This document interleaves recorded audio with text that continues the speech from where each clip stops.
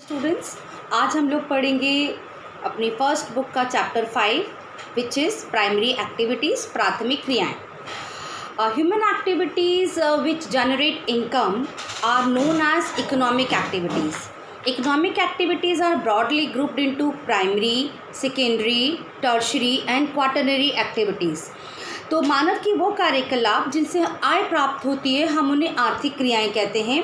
और आर्थिक क्रियाओं को हम मुख्यतः 4 भागों में बांटते हैं: प्राथमिक क्रियाएं, द्वितीयक क्रियाएं, तृतीयक क्रियाएं और चतुर्थक क्रियाएं. Primary activities are directly dependent on environment as these refer to utilization of earth's resources such as land, water, vegetation, building materials and minerals. It thus includes hunting and gathering, pastoral activities, fishing, forestry, agriculture and mining and enquiring. तो जो हमारी प्राथमिक क्रियाएं होती हैं हम प्रत्यक्ष रूप से पर्यावरण पर निर्भर करती हैं वो, क्योंकि ये पृथ्वी के संसाधन जैसे हमारी भूमि, जल, वनस्पति, भवन निर्माण सामग्री और खनिजों के उपयोग के विषय में बतलाती हैं. तो इस प्रकार इसके अंतर्गत आता है आखेट, भोजन संग्रह, पशुचारण, मछली पकड़ना, वनों से लकड़ी काटना, कृषि एवं खनन कार्य. सबसे पहले हम इसमें देखेंगे आखेट और भोजन संग्रह, हंटिंग एंड गैदरिंग. मानव सभ्यता के आरंभिक युग में आदिमकालीन मानव अपने जीवन निर्वाह के लिए अपने समीप के वातावरण पर निर्भर रहता था. उसका जीवन निर्वाह 2 कार्यों से होता था. पहला, पशुओं का आखेट करके, यानी कि animals which they hunted, and the second one is the edible plants which they gathered from forest in the vicinity. अपने समीप के जंगलों से खाने योग्य जंगली पौधे और कंदमूल आदि को एकत्रित कर. आदिमकालीन समाज जंगली पशुओं पर निर्भर था. अति शीत और अत्यधिक गर्म प्रदेशों के रहने वाले लोग आखेट द्वारा अपना जीवन यापन करते थे. तकनीकी विकास के कारण यद्यपि मत्स्य ग्रहण आधुनिकीकरण से युक्त हो गया है, तथापि तटवर्ती क्षेत्रों में रहने वाले लोग अब भी मछली पकड़ने का ही कार्य मुख्य रूप से करते हैं. अवैध शिकार के कारण जीवों की कई जातियां या तो लुप्त हो गई हैं या फिर अब संकट में हैं. प्राचीन काल के आखेटक पत्थर या लकड़ी के बने औजार और तीर इत्यादि का प्रयोग करते थे. ये आप लोगों ने अपनी जूनियर क्लासेस में भी पढ़ा है. Gathering and hunting are the oldest economic activity known. These are carried out at different levels with different orientations. Gathering is practiced in regions with harsh climatic conditions. And इसे अधिकतर आदिमकालीन समाज के लोग करते थे. ये लोग अपने भोजन, वस्त्र और शरण की आवश्यकता की पूर्ति हेतु पशुओं और वनस्पति का संग्रह करते हैं. इस कार्य के लिए बहुत कम पूंजी और निम्न स्तरीय तकनीकी ज्ञान की आवश्यकता होती है. भोजन संग्रह विश्व के 2 भागों में किया जाता है. उच्च अक्षांश के क्षेत्र, एरियाज ऑफ हाई लैटिट्यूड, जिसमें उत्तरी कनाडा है, हमारा उत्तरी कनाडा, उत्तरी यूरेशिया है और दक्षिणी चिली आते हैं. निम्न अक्षांश के क्षेत्र यानी कि एरियाज़ ऑफ लो लैटिट्यूड के एरियाज़, जहाँ पर हमारा अमेज़न बेसिन है, उष्णकटिबंधीय अफ्रीका है और ऑस्ट्रेलिया, दक्षिणी पूर्वी एशिया का आंतरिक प्रदेश आता है. Time some gathering is market oriented. आधुनिक समय में भोजन संग्रह के कार्य का कुछ भागों में व्यापारीकरण भी हो गया है. Gatherers collect valuable plants such as leaves, barks of trees and medicinal plants, and after simple processing sell the products in the market. So they use various parts of the plants.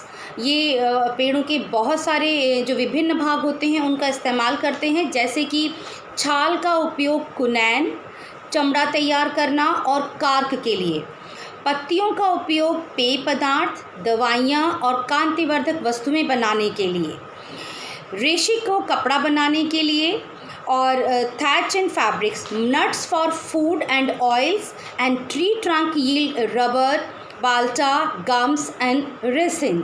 विश्व स्तर पर देखें तो gathering has a little chance of becoming important at the global level, and products of such an activity can not compete in the world market.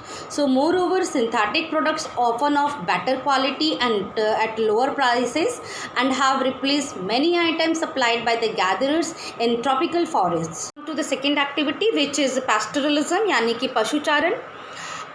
आखेट पर निर्भर रहने वाले समूह ने जब ये महसूस किया कि केवल हंटिंग से ही जीवन का भरण पोषण नहीं किया जा सकता है, तब मानव ने पशुपालन व्यवसाय के विषय में सोचा। विभिन्न जलवायुविक दशाओं में रहने वाले लोगों ने उन क्षेत्रों में पाए जाने वाले पशुओं का चयन करके पालतू बनाया। भौगोलिक कारकों और तकनीकी विकास के आधार पर वर्तमान समय में पशुपालन व्यवसाय निर्वहन और व्यापारिक स्तर पर किया जाता है। पशुचारण में हम देखते हैं कि इसमें हम सबसे पहले देखेंगे चलवासी पशुचारण यानी कि नोमेटिक हर्डिंग। चलवासी पशुचारण एक प्राचीन जीवन निर्वाह व्यवसाय रहा है जिसमें पशुचारक अपने भोजन, वस्त्र, शरण, औजार और यातायात के लिए पशुओं पर ही निर्भर रहता था। वे अपने पालतू पशुओं के साथ पानी और चारागाह की उपलब्धता और गुणवत्ता के अनुसार एक स्थान से दूसरे स्थान पर स्थानांतरित होते रहते थे। इन पशुचारक वर्गों के अपने अपने निश्चित चारागाह क्षेत्र। Variety of animals is kept in different regions. In tropical Africa, cattle are the most important livestock, while in Sahara and Asiatic desert, sheep, goats and camel are rare. In the mountainous areas of Tibet and Andes, yak and llamas, and in the Arctic and subarctic areas, reindeer are the most important animals which was reared. And pastoral nomadism is associated with three important regions. The core region extends from the Atlantic shores of North Africa eastwards across the Arabian Peninsula into Mongolia and central China. The second region extends over the tundra region of Eurasia. In the southern hemisphere, there are small areas in southwest Africa and on the island of Madagascar. चलवासी पशुचारण के मुख्यतः 3 क्षेत्र हैं। इसका प्रमुख क्षेत्र उत्तरी Africa के अटलांटिक तट से अरब प्रायद्वीप होता हुआ मंगोलिया और मध्य चीन तक फैला हुआ है। दूसरा क्षेत्र जो है इसका यूरोप और एशिया के टुंड्रा प्रदेशों में है, जबकि तीसरा क्षेत्र दक्षिणी गोलार्ध में दक्षिणी पश्चिमी अफ्रीका और मेडागास्कर द्वीप पर है। नए चारागाहों की खोज में ही पशुचारक समतल भागों और पर्वतीय क्षेत्रों में लंबी दूरियां तय करते हैं। गर्मियों में मैदानी भागों से पर्वतीय चारागाह की ओर और सर्दियों में पर्वतीय भाग से मैदानी चारागाहों की ओर प्रवास करते हैं। तो जब सर्दियां होती हैं तो ये पर्वतों से नीचे उतर आते हैं मैदानों की ओर। सर्दियां ख़त्म होने पर, गर्मियां शुरू होने पर ये वापस मैदानी इलाकों से पर्वतों की तरफ चले जाते हैं। तो उनके इस मूवमेंट को ऋतु प्रवास या ट्रांसहुमेंस कहा जाता है। भारत में हिमालय के पर्वतीय क्षेत्रों में गुजर, बकरवाल, गद्दी और भूटिया ये सब वहाँ की ट्राइब्स हैं, ये जनजातियाँ हैं जो हिमालय क्षेत्र में पाई जाती हैं। तो ये सारी की सारी जनजातियाँ ग्रीष्म काल में मैदानी क्षेत्रों से पर्वतीय क्षेत्रों में चले जाते हैं और सर्दियों में पर्वतीय क्षेत्रों से मैदानी क्षेत्रों में आ जाते हैं। इसी प्रकार टुंड्रा प्रदेश में भी गर्मियों में क्या होता है, दक्षिण से उत्तर की ओर शीत में और उत्तर से दक्षिण की ओर चलवासी पशुचारकों का पशुओं के साथ प्रवास होता है। ये जो माइग्रेशन है, ये जो मूवमेंट है, इसको हम कहते हैं ऋतु प्रवास, क्योंकि ये ऋतु के कारण होता है। ट्रांसहुमेंस इसको इंग्लिश में कहा जाता है। The number of pastoral nomads has been decreasing and the areas operated by them shrinking. It is because imposition of political boundaries and some new settlement plans by different countries. That's why the areas which were used by this pastoral या nomadic herding is now decreasing. करेंगे वाणिज्य पशुधन पालन यानी कि commercial livestock rearing. चलवासी पशुचारण और जो हमारा कॉमर्शियल लाइफ स्टॉक रियरिंग है, चलवासी पशुचारण नॉमेटिक हर्डिंग और वाणिज्य पशुधन पालन यानी कि कॉमर्शियल लाइफ स्टॉक रियरिंग। देखो जैसे कि नाम से ही लग रहा है, चलवासी पशुचारण में जिन पशुओं को वो पाल रहे हैं उसमें कोई ऐसा नहीं है कि किसी खास पशु को पाल रहे हैं, उसमें जो भी उनके पास पशु हैं, भेड़ बकरी जो भी हैं। लेकिन जब हम कॉमर्शियल की बात करते हैं तो किसी स्पेसिफिक एनिमल को ही हम पालते हैं और उसे हम पूरी तरीके से कॉमर्शलाइजेशन यानी कि हम वाणिज्यकरण यानी कि हम सिर्फ मार्केट में उसे परचेज एंड सेल के लिए ही उसका जो है पशुपालन जो है हम कर रहे हैं। So this is the basic difference between nomadic herding and commercial livestock rearing.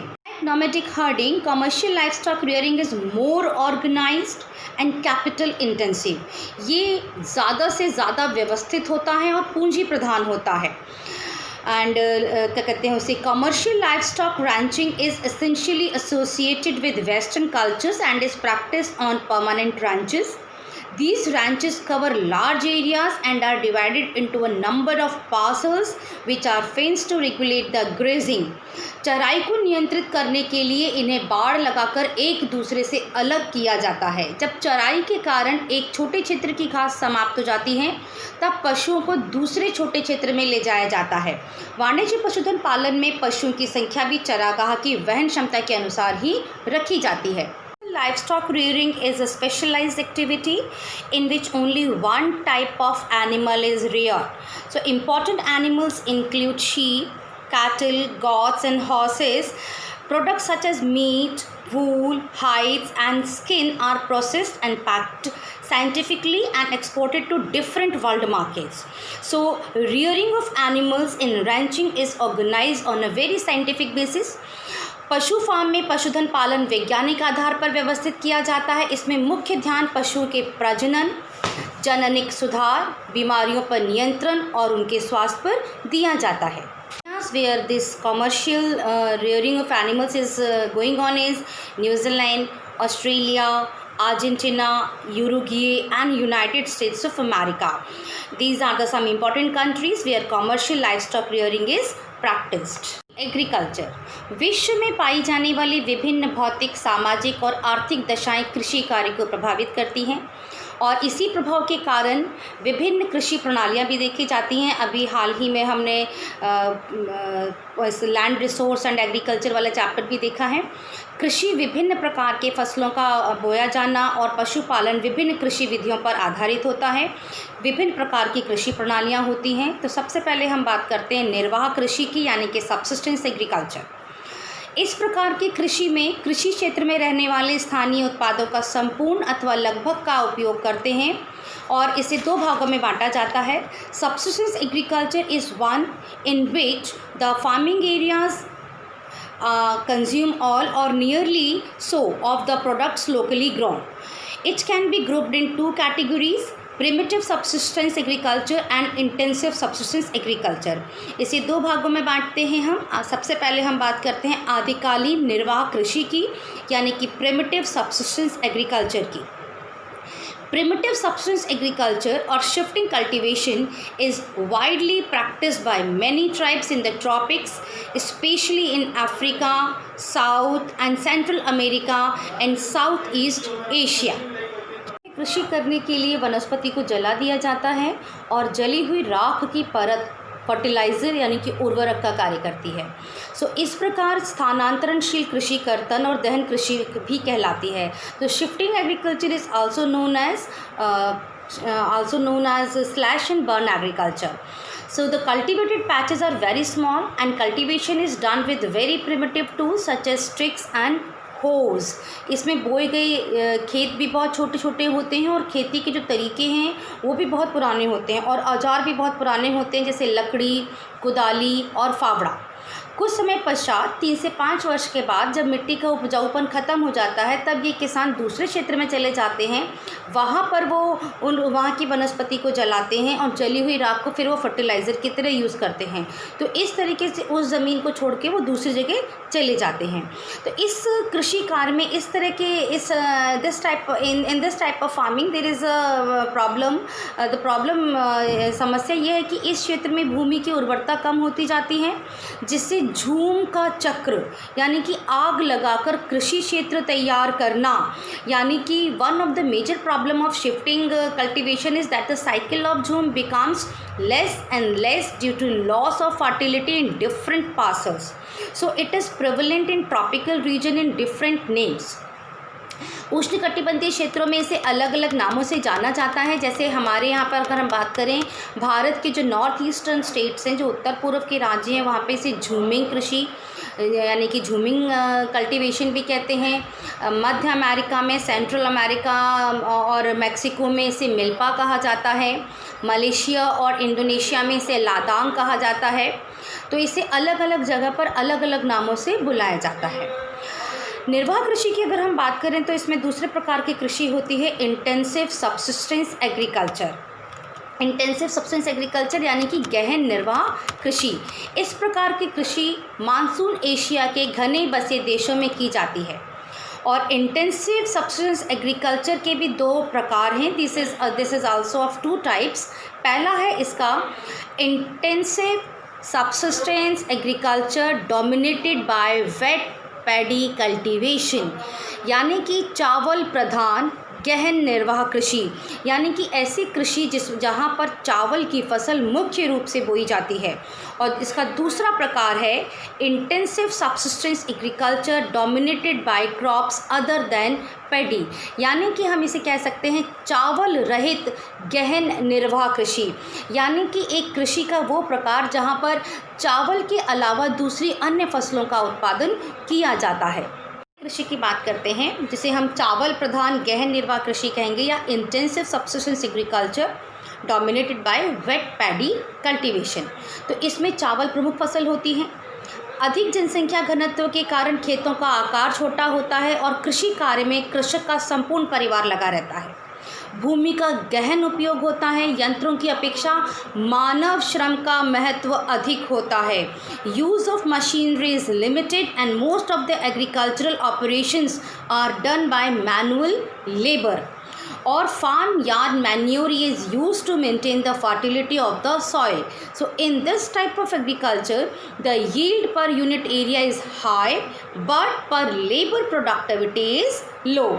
इस कृषि में प्रति इकाई उत्पादन तो अधिक होता है लेकिन प्रति कृषक उत्पादन कम होता है। अब हम आते हैं दूसरे प्रकार की कृषि पर, जो है हमारी चावल रहित गहन निर्वाह कृषि, यानी कि intensive subsistence agriculture dominated by crops other than paddy. So monsoon Asia के अनेक भागों में उच्चावच जलवायु, मृदा और अन्य भौगोलिक कारकों की भिन्नता के कारण धान की फसल उगाना प्राय संभव नहीं है। तो उत्तरी चीन, मंचूरिया, उत्तरी कोरिया और उत्तरी जापान में गेहूँ, सोयाबीन, जौ और सोरपम बोया जाता है। भारत में जो सिंधु गंगा का मैदान है वहाँ के पश्चिमी भागों में गेहूं और दक्षिणी व पश्चिमी शुष्क प्रदेश में ज्वार बाजरा प्रमुख रूप से उगाया जाता है। कृषि की अधिकतर विशेषताएं वो ही होती हैं जो चावल प्रधान कृषि की हैं, लेकिन अंतर सिर्फ इतना होता है कि इसमें सिंचाई की जाती है। और यूरोपीय लोगों ने विश्व के अनेक भागों को औपनिवेशीकरण किया और कृषि के कुछ अन्य रूपों की शुरुआत की, जैसे प्लांटेशन रोपण कृषि, जो वृहद स्तरीय लाभोन्मुख उत्पादन प्रणाली है। और यूरोपीय उपनिवेशों ने उनके अधीन जितने भी क्षेत्र थे उष्णकटिबंधीय क्षेत्रों में चाय, कॉफ़ी, कोको, रबर, कपास, गन्ना, केला और अनानास के पौधे लगाए। जो प्लांटेशन एग्रीकल्चर होते हैं, it is the characteristic feature of this type of farming are large states of plantations. इसमें अधिक पूंजी निवेश, उच्च प्रबंध और तकनीकी आधार और वैज्ञानिक विधियों का प्रयोग किया जाता है। ये एक फसली कृषि है जिसमें किसी एक फसल के उत्पादन पर ही संकेंद्रण किया जाता है और श्रमिक सस्ते मिल जाते हैं। यातायात विकसित होता है जिसके द्वारा जो है बागान और बाज़ार सुचारू रूप से कनेक्टेड भी रहते हैं। And the French established cocoa and coffee plantations in West Africa. The British set up large tea gardens in India and Sri Lanka, rubber plantations in Malaysia, and sugarcane and banana plantations in West Indies. Spanish and Americans invested heavily in coconut and sugarcane plantations in the Philippines. The Dutch once had monopoly over sugarcane plantations in Indonesia. Some coffee fazendas means large plantations, यानी कि बड़े बड़े जो बागान हैं in Brazil are still managed by Europeans. Today, ownership of the majority of plantations has passed into the hands of the government or the nationals of the countries concerned. Come to extensive commercial grain cultivation.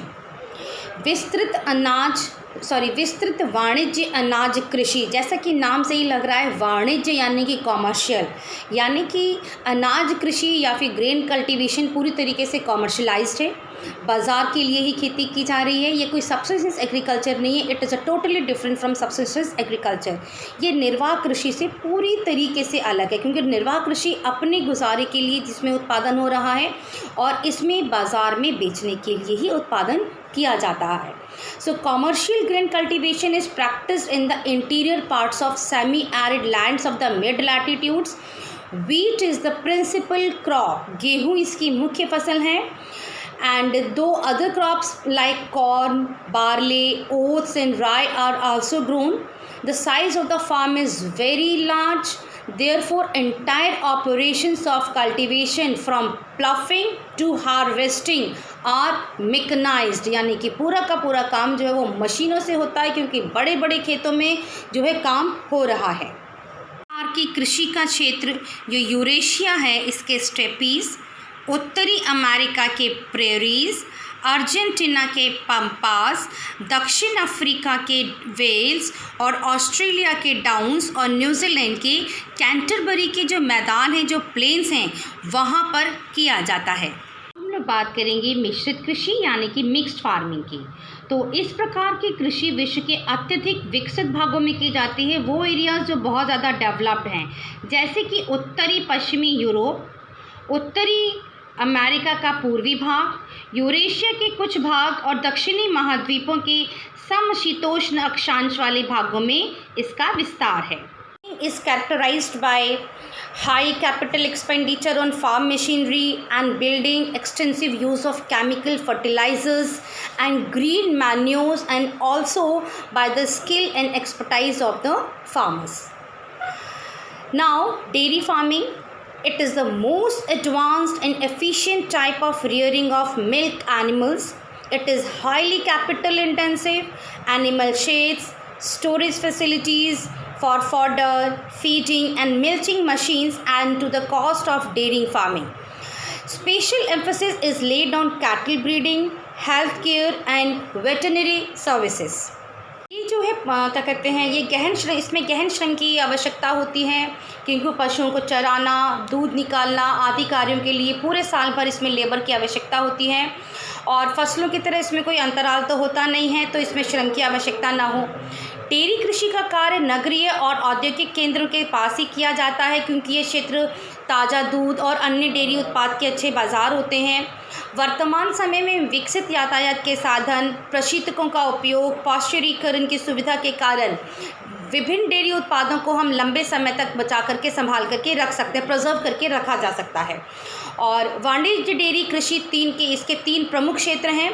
सबसे बड़ा प्रदेश उत्तर पश्चिमी Europe का है, दूसरा Canada, और तीसरा क्षेत्र जो है उसका वो न्यूजीलैंड, दक्षिण पूर्वी ऑस्ट्रेलिया और तस्मानिया है. सागरीय कृषि यानी कि मैडिटेरेनियन एग्रीकल्चर. भूमध्य सागरीय कृषि अति विशिष्ट प्रकार की कृषि है. It is highly specialised commercial agriculture. इसका विस्तार भूमध्य सागर के समीपवर्ती क्षेत्र जो दक्षिण यूरोप से उत्तरी अफ्रीका में ट्यूनीशिया से अटलांटिक तट तक फैले हुए हैं. दक्षिणी कैलिफोर्निया, मध्यवर्ती चिली, दक्षिण अफ्रीका का दक्षिणी पश्चिमी भाग और ऑस्ट्रेलिया के दक्षिण व दक्षिण पश्चिम भाग में है. खट्टे फलों की आपूर्ति करने में ये क्षेत्र सबसे ज़्यादा महत्वपूर्ण है.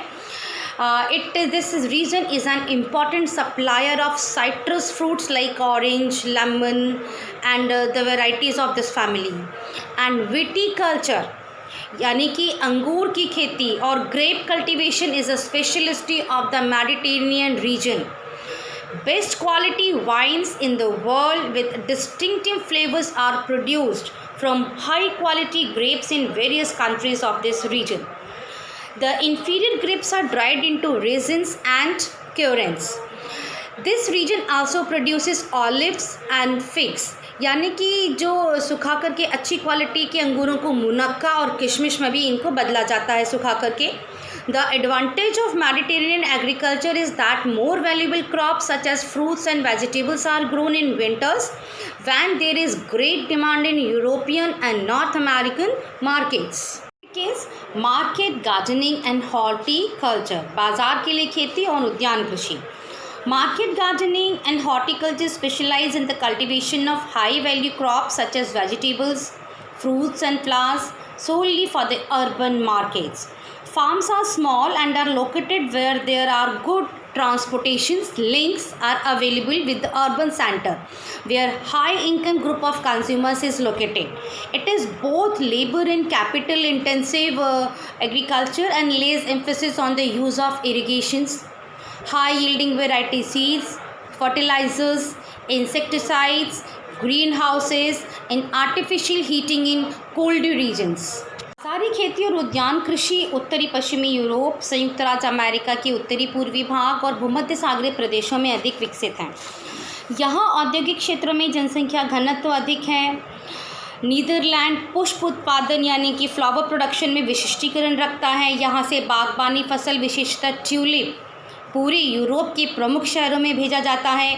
जिन प्रदेशों में कृषक केवल सब्जियां पैदा करता है वहाँ इसको ट्रक कृषि का नाम दिया जाता है। The regions where farmers specialise in vegetables only, the farming is known as truck farming. Truck farm और बाज़ार के मध्य की दूरी जो एक ट्रक रात भर में तय करता है, उसी आधार पर इस तरह की कृषि का नाम ट्रक कृषि या फिर ट्रक फार्मिंग रखा गया है। पश्चिमी यूरोप और उत्तरी अमेरिका के औद्योगिक क्षेत्रों में उद्यान कृषि के अलावा कारखाना कृषि भी की जाती हैं। In addition to market gardening, a modern development in the industrial regions of Western Europe and North America is factory farming. इसमें पशुधन पाला जाता है जिनमें विशेषतः गाय, बैल और कुकुर होते हैं। इन्हें बाड़े पर कारखानों में तैयार बने बनाए भोजन पर रखा जाता है और उनकी बीमारियों का भी ध्यान रखा जाता है। एंड क्या कहते हैं, life stock particularly poultry and cattle rearing is done in stalls and pains fade on manufactured feed stock and carefully provides against diseases. This requires heavy capital investment in terms of building machinery for various operations, veterinary services and heating and lighting. One of the important features of poultry farming and cattle rearing is breed selection and scientific breeding. Types of farming can also be categorized according to the farming organizations. Farming organization is affected by the way in which farmers own their farms and various policies of the government which help to run these farms. तो कृषि के प्रकारों को हम कृषि करने वाले संगठन के आधार पर भी उनको वर्गीकृत कर सकते हैं। ये जो कृषि संगठन है कृषक के खेतों पर अपना अधिकार और उस पर जो सरकारी नीतियाँ जो कृषि में सहायक होती हैं उससे प्रभावित होती हैं। तो कृषि संगठन के आधार पर कृषि के प्रकारों की हम बात करते हैं तो सबसे पहले इसमें नाम आता है सहकारी कृषि यानी कि कोऑपरेटिव फार्मिंग। जब कृषकों का एक समूह अपनी कृषि से अधिक लाभ कमाने के लिए स्वेच्छा से एक सहकारी संस्था बनाकर कृषि कार्य संपन्न करते हैं तब हम उसे सहकारी कृषि कहते हैं। So a group of farmers form a cooperative society by pooling in their resources voluntarily for more efficient and profitable farming is known as cooperative farming. इसमें व्यक्तिगत फार्म अक्षुण्ण रहते हुए सहकारी रूप में कृषि की जाती है। Individual farms remain intact and farming is a matter of cooperative initiative.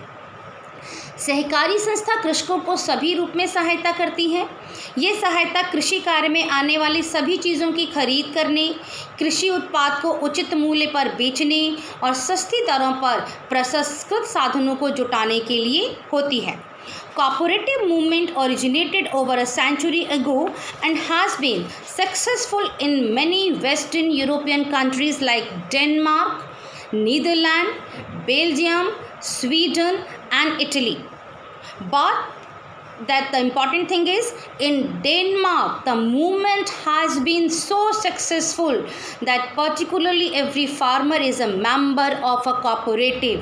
So in the world the Denmark is only the country where all the farmers are the member of cooperative. कृषि के बाद अब हम बात करेंगे सामूहिक कृषि यानी कि कलेक्टिव फार्मिंग की। तो इस प्रकार की कृषि का आधारभूत सिद्धांत ये होता है कि इसमें उत्पादन के साधनों का स्वामित्व संपूर्ण समाज और सामूहिक श्रम पर आधारित होता है। कृषि का ये प्रकार पूर्व सोवियत संघ में शुरू हुआ था जहां कृषि की दशा सुधारने और उत्पादन में वृद्धि और आत्मनिर्भरता प्राप्ति के लिए सामूहिक कृषि प्रारंभ की गई और इस प्रकार की कृषि को सामूहिक कृषि को सोवियत संघ में कोलखोज का नाम दिया गया। सो कलेक्टिव फार्मिंग और the model of kolkhoz was introduced in erstwhile Soviet Union to improve upon the inefficiency of the previous methods of agriculture and to boost agricultural production for self-sufficiency. सभी कृषक अपने संसाधन जैसे उनकी भूमि, उनका पशुधन और श्रम को मिलाकर कृषि कार्य करते थे। ये अपनी दैनिक आवश्यकताओं की पूर्ति के लिए भूमि का छोटा सा भाग अपने अधिकार में भी रखते थे। सरकार उत्पादन का वार्षिक लक्ष्य निर्धारित करती थी और उत्पादन को सरकार ही निर्धारित मूल्य पर खरीदती थी। The farmers have to pay taxes on the farm produces, hide machineries, etc. Members are paid according to the nature of the work allotted to them by the farm management. Exceptional work is rewarded in cash or kind. So this type of farming was introduced in former Soviet Union under the socialist reign. तो इस तरीके की जो कृषि थी वो पूर्व Soviet संघ की समाजवादी सरकार ने शुरू की, जिसे बाद में दूसरे समाजवादी देशों ने भी अपनाया। सोवियत संघ के विघटन के बाद इस प्रकार की कृषि में भी संशोधन किया गया है। अब हम प्राइमरी एक्टिविटीज़ में आगे की तरफ चलते हैं। कृषि वाला जो हिस्सा था हमारा समाप्त होता है। अब हम दूसरी प्राथमिक क्रियाओं की तरफ बढ़ते हैं, जिसमें सबसे पहला नाम आता है माइनिंग यानी कि खनन। So mining, the discovery of minerals in the history of human development is reflected in many stages in terms of Copper Age, Bronze Age and Iron Age. The use of minerals in ancient time was largely confined to the making of tools, utensils and weapons. The actual development of mining began with the Industrial Revolution and its importance is continuously increasing. खनन को करने वाले कई कारक होते हैं, तो हम मुख्य रूप से दो कारकों की यहाँ पर चर्चा कर रहे हैं। सबसे पहला है भौतिक कारक, जिनमें खनिज निक्षेपों के आकार, श्रेणी और उपस्थिति की अवस्था को सम्मिलित करते हैं। The first factor which affect the mining activity is physical factors included the size, grade and the mode of occurrence of the deposits, and the second is आर्थिक कारक इकोनॉमिक फैक्टर्स, जिसमें खनिज की मांग, विद्यमान तकनीकी ज्ञान और उसका उपयोग, अवसंरचना के विकास के लिए उपलब्ध पूंजी और यातायात व श्रम पर होने वाला व्यय आता है। Economic factors such as the demand for the mineral technology available and use capital to develop infrastructure and the labour and transport cost. खनन की विधियाँ, मैथड्स ऑफ माइनिंग। तो जब हम खनन की विधियों की बात करते हैं तो खनन की विधियाँ भी दो प्रकार की हैं। उपस्थिति की अवस्था और अयस्क की प्रकृति के आधार पर, depending on the mode of occurrence and the nature of the ore, mining is of two types. एक है धरातलीय खनन यानी कि हमारा सरफेस माइनिंग, और दूसरा है भूमिगत खनन यानी कि हमारा अंडरग्राउंड माइनिंग। हम इस चित्र में देख सकते हैं कि हमारे पास माइनिंग के जो तरीके हैं, जो दो तरीके होते हैं, उनको दर्शाया गया है। सबसे पहले हम बात करेंगे धरातलीय खनन की यानी कि सरफेस माइनिंग की। धरातलीय खनन को विवृत खनन यानी कि ओपन कास्ट माइनिंग भी कहा जाता है। ये खनिजों के खनन का सबसे सस्ता तरीका है, क्योंकि इस विधि में सुरक्षात्मक पूर्वोपायों और उपकरणों पर अतिरिक्त खर्च अपेक्षाकृत निम्न कम होता है और उत्पादन शीघ्र व अधिक होता है हमारा भूमिगत खनन। इसको हम कूपकी खनन भी कहते हैं या फिर शाफ्ट मेथड भी कहा जाता है। When the ore lies deep below the surface, underground mining method और shaft method has to be used, यानी कि जब अयस्क धरातल के नीचे गहराई में होता है तब भूमिगत अथवा कूपकी खनन विधि का प्रयोग किया जाता है। इस विधि में लंबवत कूपक गहराई तक स्थित है, जहां से भूमिगत गैलरियां खनिजों तक पहुंचने के लिए फैली हैं। इन मार्गों से होकर खनिजों का निष्कर्षण और परिवहन धरातल तक किया जाता है। खदान में कार्य करने वाले श्रमिकों और निकाले जाने वाले खनिजों के सुरक्षित और प्रभावी आवागमन हेतु इसमें विशेष प्रकार की लिफ्ट होती है, माल ढोने की गाड़ियां होती हैं, वायु संचार प्रणाली की आवश्यकता होती है। खनन का यह तरीका थोड़ा जोखिम भरा होता है, रिस्की होता है, क्योंकि जहरीली गैसें, आग और बाढ़ के कारण कई बार यहाँ पर दुर्घटनाओं का डर भी रहता है।